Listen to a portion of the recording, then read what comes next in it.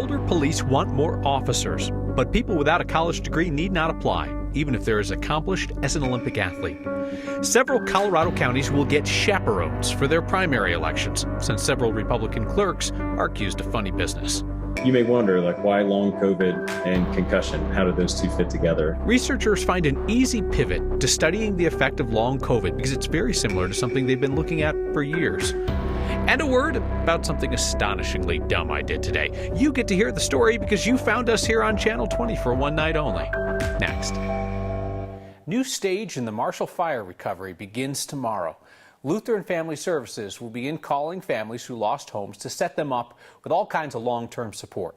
The Recovery Navigation Program is a partnership between Boulder County and the Community Foundation of Boulder County, whose Wildfire Relief Fund next year is supported through $2 million in Word of Thanks donations. Phase 1 of that program is outreach calls to registered households, connecting them with recovery plans, stuff like financial support, building materials. They can link families up with long-term mental health support if they want, help them apply to receive rebates and funding to offset the cost of their rebuild, and make referrals to legal and insurance advisors. Once program coordinators work through the initial list of families that signed up, others who did not initially apply can get in on that process. Hiring managers in all kinds of fields these days have faced the same conundrum. If you're having trouble filling open positions, do you lower your standards? Police departments are not exempt from that pressure. Boulder police, for one, are not willing to lower the bar, despite being down from 190 possible officers to 160. Our Matt Jablow explains what that means for a former elite athlete who just wanted to serve his community. Boulder police officer Eric Talley was one of 10 people killed during the King Super shooting in March of last year.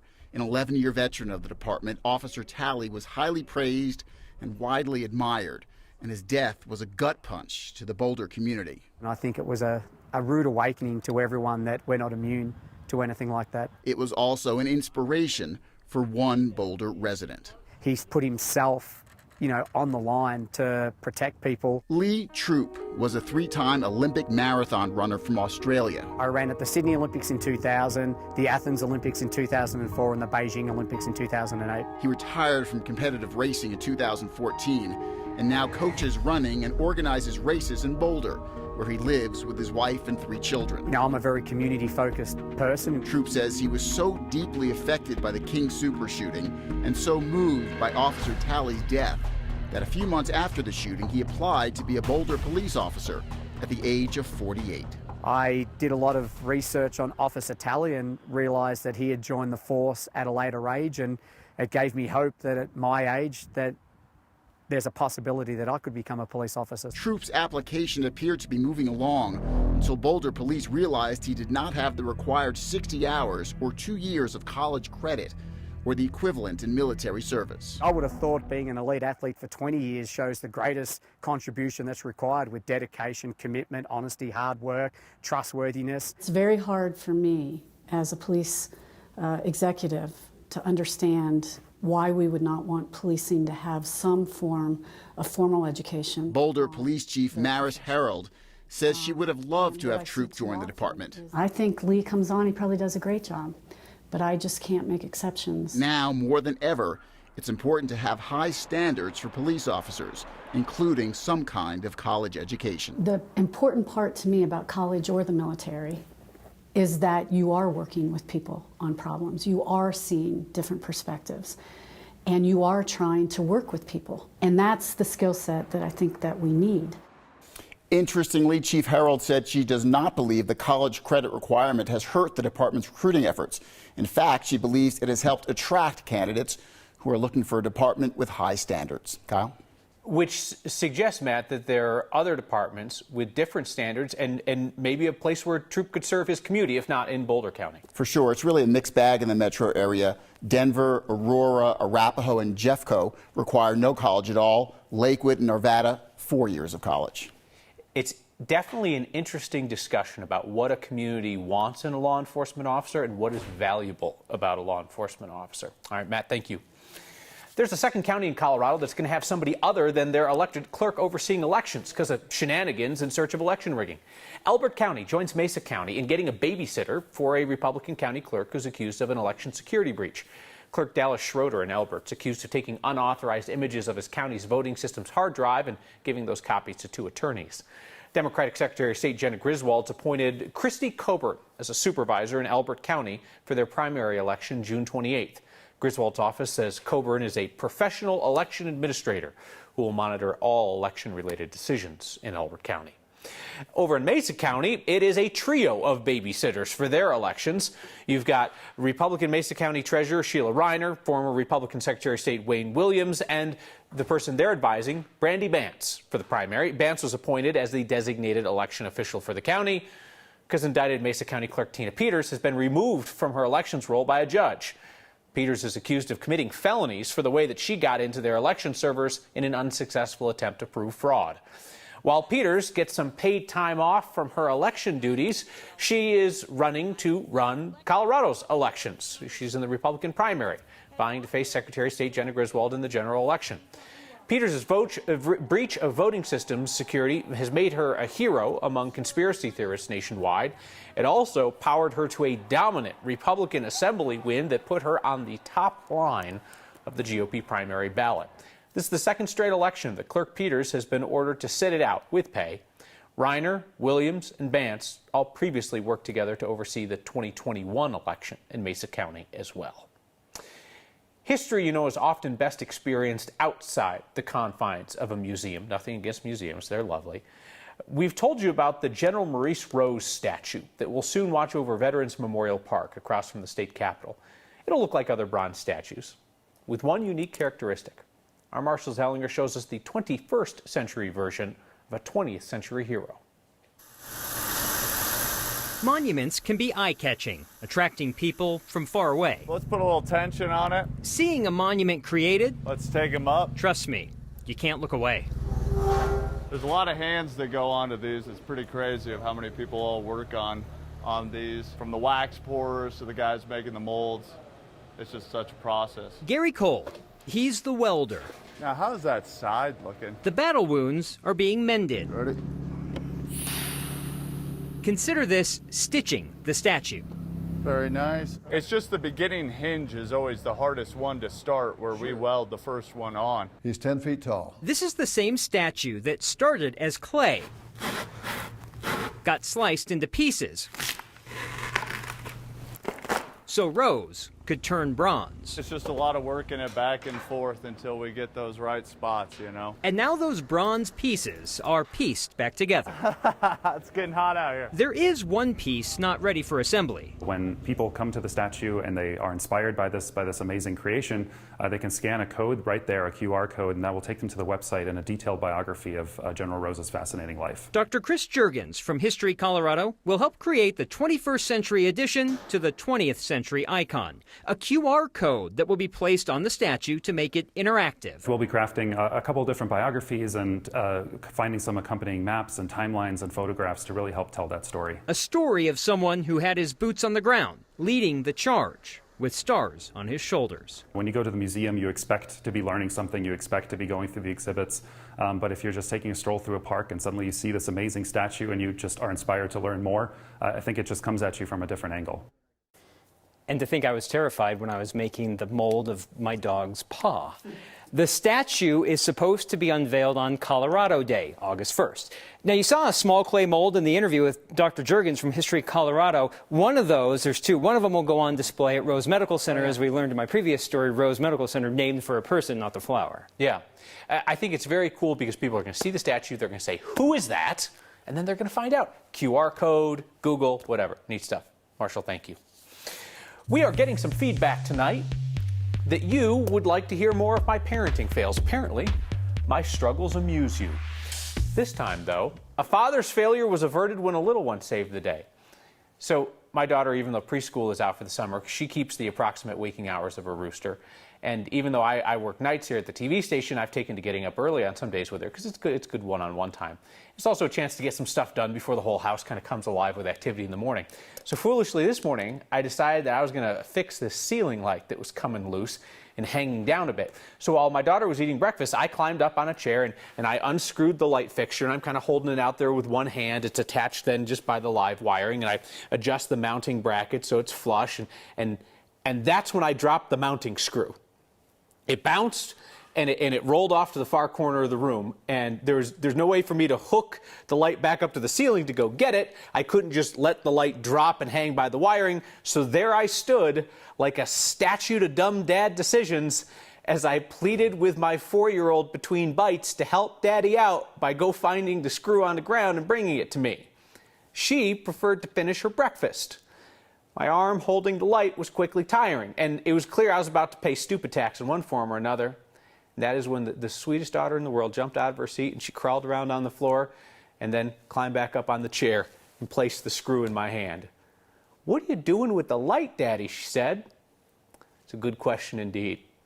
The governor's goal to get 1 million electric vehicles on Colorado's roads by 2030 hits a setback from the governor himself. Head injuries may hold the key to learning more about long COVID. And who's the genius behind this sign? Next.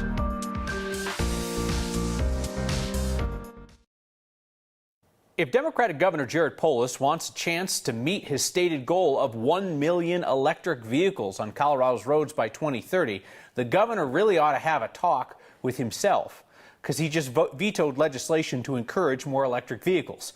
Governor Polis vetoed a bill this week that would have required EV chargers to be installed at future commercial and multifamily residences. The governor cited the already high cost of housing as a reason for his veto, as well as the need for charging stations in areas with the most usage, not simply new buildings.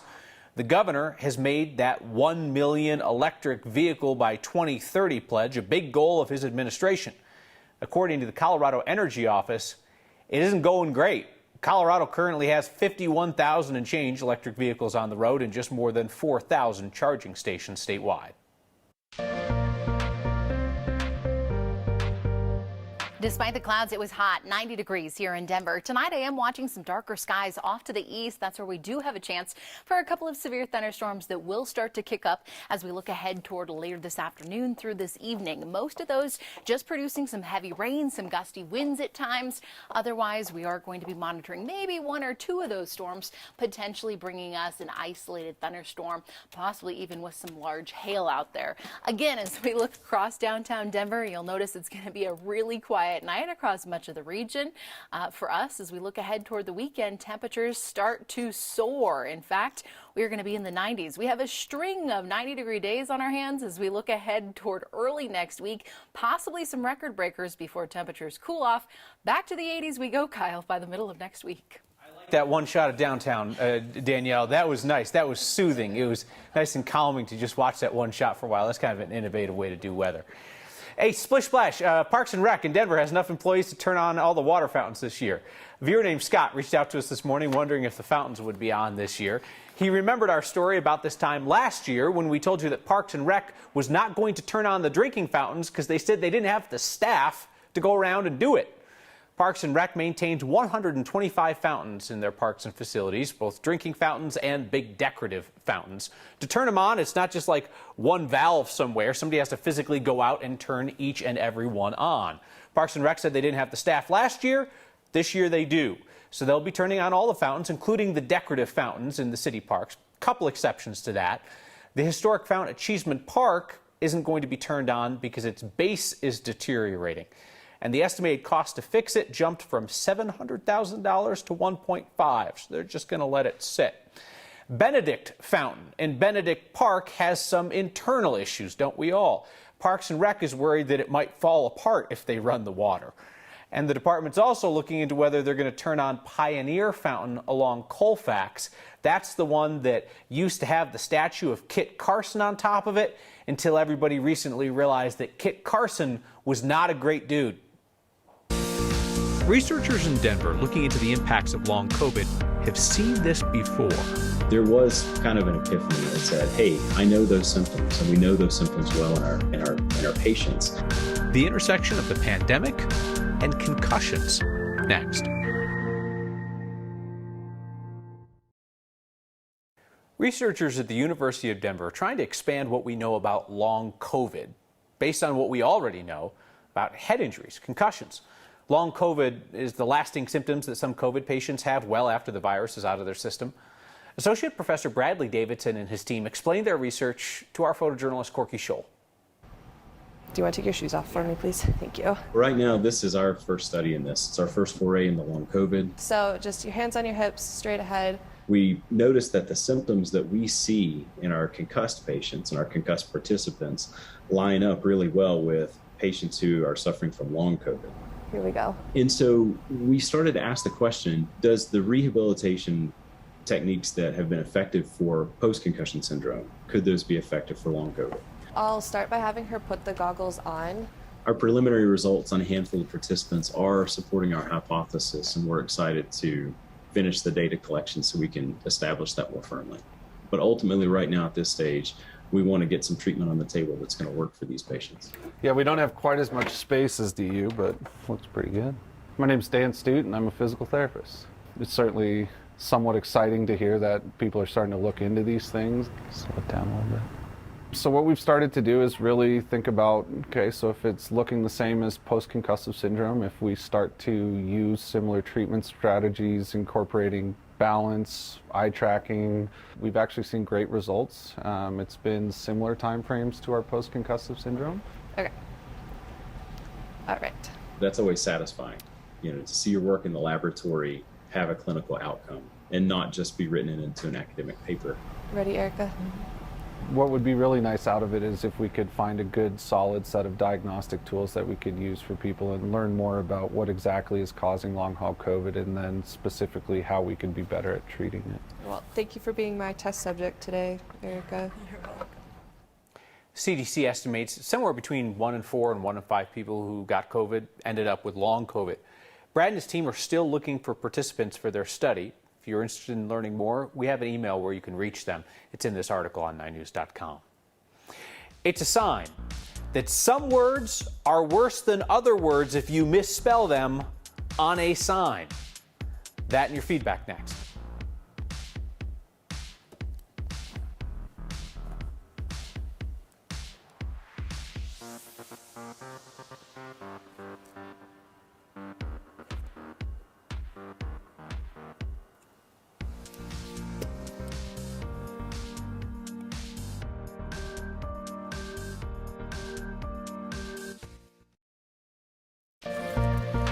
It's a sign of true genius.